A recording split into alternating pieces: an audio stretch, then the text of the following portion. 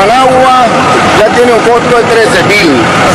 Y en los departamentos como estos ya llega a los 20.000. Sin embargo, la clase trabajadora tiene salarios miserables. Un jornalero no tiene capacidad ni siquiera para comprar el 25% de lo que necesita de su alimento. Por eso, la única fórmula presidencial que tiene plan de gobierno somos nosotros, en base a un estudio científico que hemos hecho. Los demás no han hecho ningún plan de gobierno, no le ofrecen nada a los nicaragüenses. Nosotros sabemos que el 41% de la población no tiene acceso a 23 productos de la canasta básica.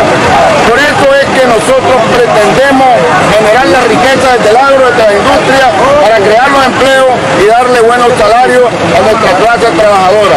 Y finalmente, porque ya tengo que irme a decirle a los empleos públicos que no tengan miedo, que vayan a votar, que nosotros vamos a reivindicar sus derechos.